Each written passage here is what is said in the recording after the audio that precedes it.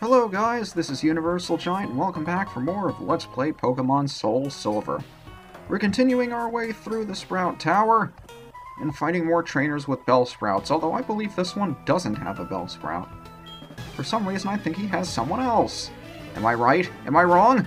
Will we find out today? Probably.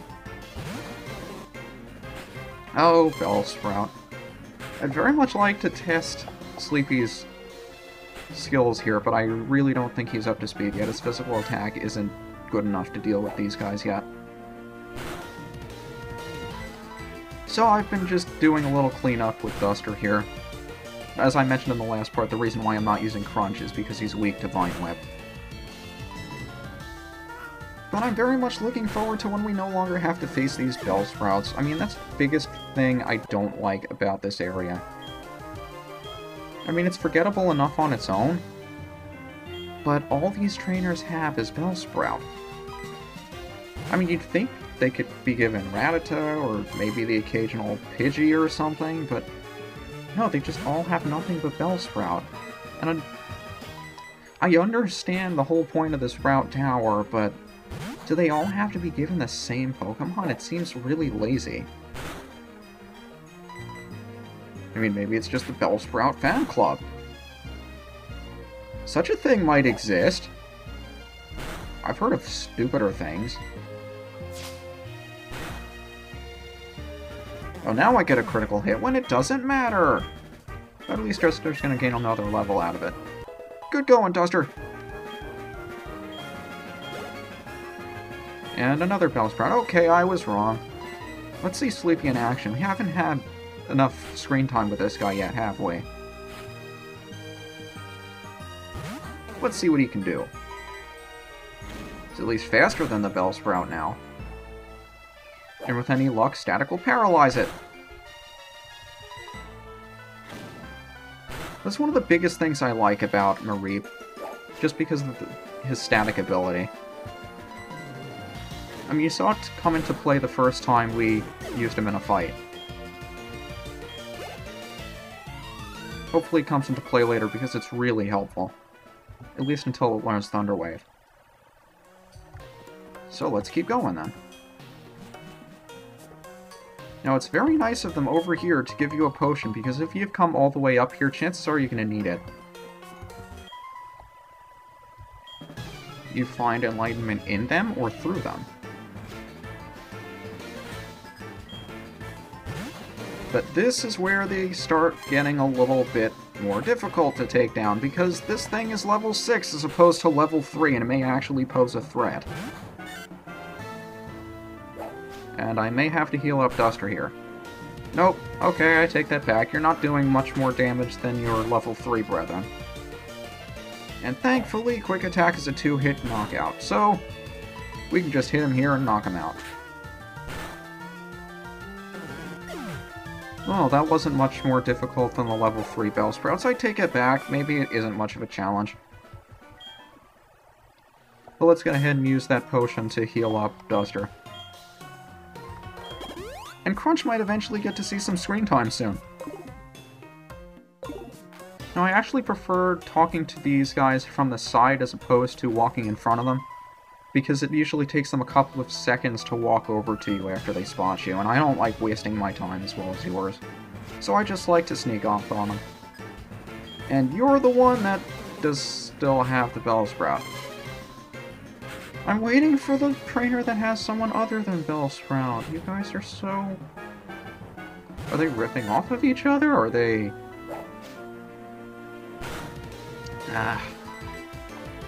This is really the only area in any of the Pokemon games I can think of where the trainers use exclusively one Pokemon and nothing else. Which really bores me to sleep. Speaking of sleep, Sleepy's level 10. And he finally learns Thunder Shock!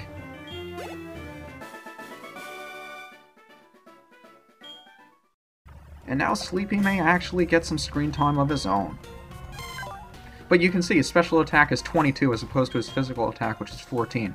So add that to the same type attack bonus you get using Thunder Shock, and all of a sudden Mareep just became really powerful.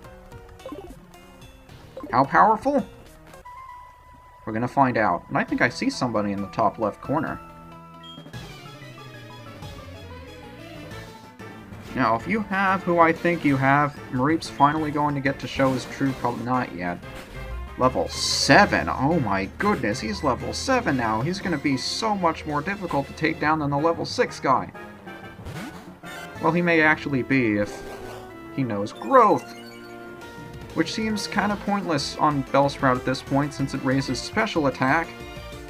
Whereas his only attacking move right now, Vine Whip, is physical, so that's not going to do anything, really. It may have in the first 3 generations. The funny thing about physical versus special attacks, in the first 3 generations, it was solely based on the attack's type, not the attack itself. And now we finally get to see Mareep in action, because he's going to be facing down a Hoot Hoot, a flying type!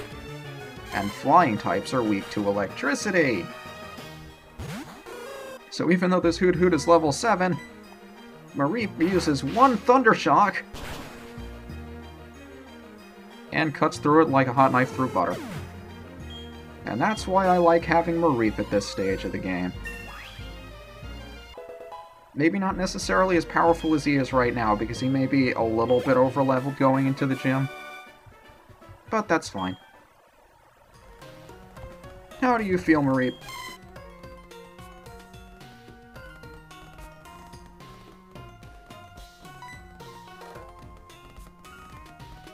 That looks like Snicker.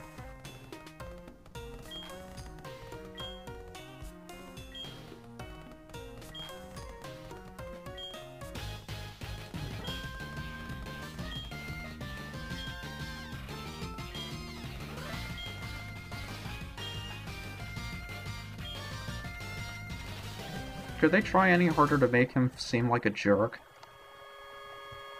But before we head over to face off against that guy, let's pick up the escape rope, because it's very easy to forget about.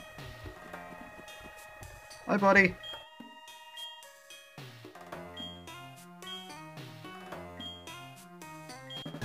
Now, this fight is not easy. Please. He has Pokemon that are much stronger than what you've faced to this point. I mean, sure, he's got a level 7 Bellsprout, but this is really the first point in the game where at least I feel I'm somewhat tested. Which is kind of ironic considering that the gym is about on the same level as this guy. I don't know what the Sprout Tower is for to begin with, honestly. I mean, it's kind of cool that they included it in here, but when you get to your first town with the gym in it, you just want to go there and get the badge. You don't want to fight 24 Bellsprouts just to get into the gym. You want to actually get to the gym. It seems like more of a chore than anything else to get through here, and it starts off the second generation really, really slowly. I mean, it's taken us 5 videos and we aren't even at the gym yet. You just want to get there and get that first badge and know that you're finally on your way. Is that so much to ask? I mean, I'm trying to think whether or not the other generations had the same problem. I don't think they did. But then again, I've played the hell out of the second gen and not too much of the others. Now, this is the biggest threat on his team, that Hoot Hoot. However, since we have Mareep and he's got a fairly powerful electric attack, Hoot Hoot's not much of a threat. And since I didn't mention it before, you can generally find Hoot Hoot fairly commonly in grass at night, just about anywhere, really. And your flying-type moves are not very effective against electricity. Combined with the fact that static paralyzes you 30% of the time, you can go die now, Hoot Hoot. Have a nice day. Or night. You are nocturnal. That must be a pain. I mean, I imagine Hoot Hoot's awake just about all the night, and it's finally morning, he finally wants to get to sleep, and his trainer wakes him up to fight. That's gotta suck.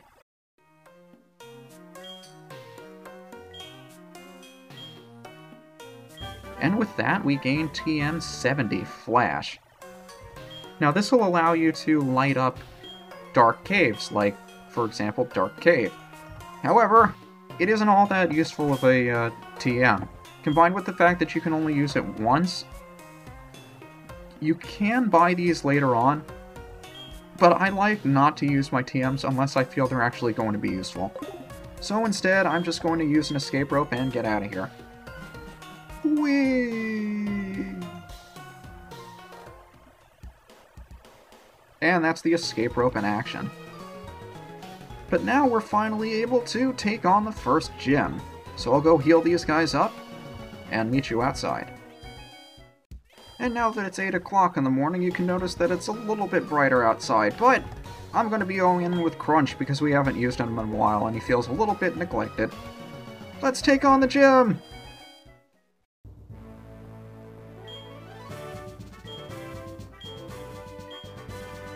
What if I don't believe you? Yes, the grass type is indeed weak, which is why it's not very good to head in here with a grass type. Now, unlike the original Gold and Silver, you can just walk along the edge and avoid the trainers entirely. However, just for the experience and to show them off, I'm going to be doing the regular battles anyway. And as you can probably imagine, since this is a flying gym, these guys have flying-type Pokémon. Bird Keepers! Now, since I think Mareep is high enough level, I'm going to try to take out these first two trainers with Crunch and Duster, if possible. At least I have Sleepy to lean on if I need him. Stop lowering my physical defense, unless you actually plan on attacking me. It's nice of you to waste your turn doing that, but I don't think... See, that's the silly thing about the AI of most of these trainers. They don't really know what they're doing. I mean, that Spearow's on Death's Door and it's not even trying to attack me. Looks like Crunch may be able to gain a level before we reach the gym leader. That's kind of cool. But unlike the original Gold and Silver, this gym's actually suspended in the air as opposed to being on the floor, and a lot of the gyms in this game have been changed. This is one of the few that actually still looks at least somewhat like its original counterpart.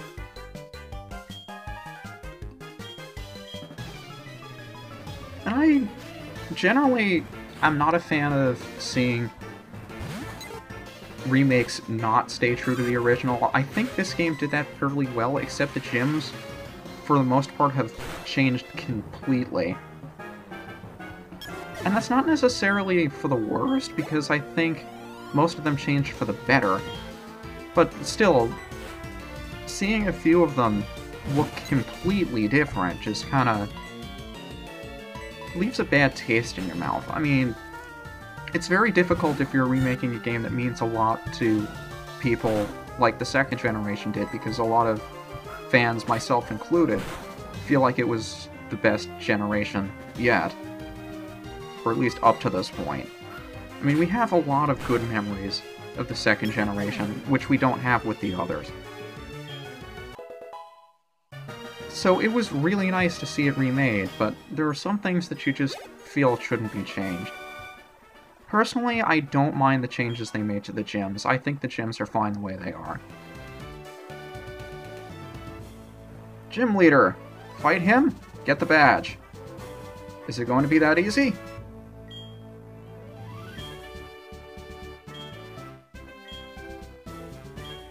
We'll find out.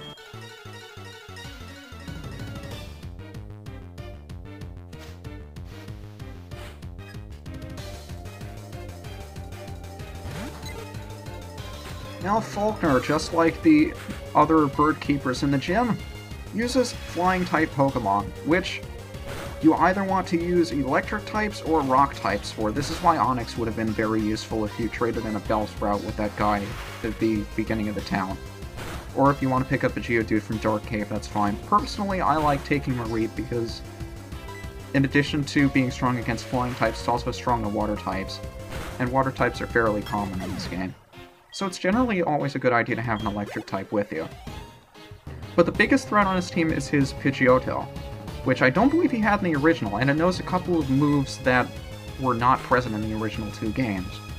making him really difficult to take down if you don't know what you're doing.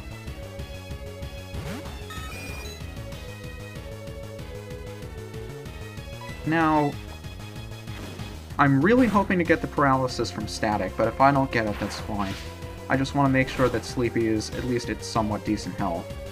Now, when his Johto starts to get lower in health, it'll use a certain move. Sweet, it's paralyzed.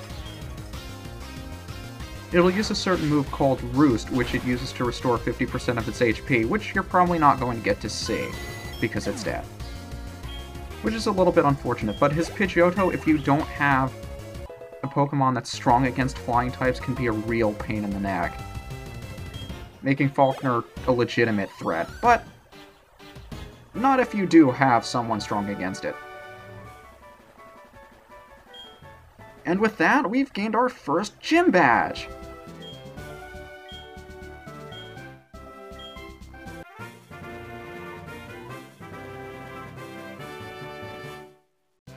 And now that we have that, traded Pokemon will obey us completely up to level 20. And it also allows us to use the hidden move Rock Smash, which we'll pick up in the next episode. He also gives us TM51, which is the move that his Pidgeotto knew. Roost! Restoring half the user's max HP. But like I said before, TMs can only be used once, unless you're playing the 5th gen. And I'm really hoping all games after the 5th gen make TMs unlimited use, but at least in the 4th gen, they were only one-time uses. So, now that we have our first badge in hand, it's time to head back outside. But as soon as we leave the gym, Professor Elm gives us a call.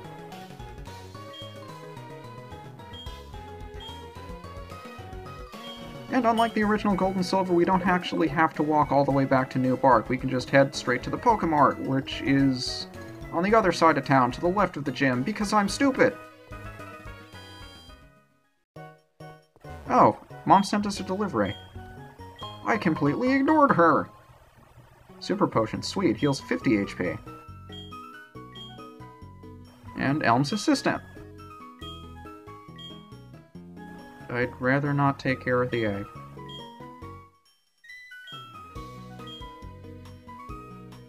Can we actually not take care of the egg? I've never said no before. Oh well, we have the egg now. Can't think of anybody more suitable than Giant. Yeah, I get that a lot. But in order to hatch the egg, we actually have to walk around with it for a good, I think, 2,100 or so steps. So it'll take a while to hatch that thing. However, a little thing I'm going to be doing differently from, I guess, most other Let's Plays you've watched is I'm going to be hatching an egg, but not this one. What do I mean by that? What egg might I be hatching? Is the Kimono Girl going to tell us? Probably not. And here I thought I was going to have a clever cliffhanger. I'll explain my opinions on the Kimono Girls later on, but suffice it to say, they were not in the originals and they don't really make that much sense here. Maybe they do in the manga or the anime or something, but until then, this is UniversalGiant, and I'll see you guys next time.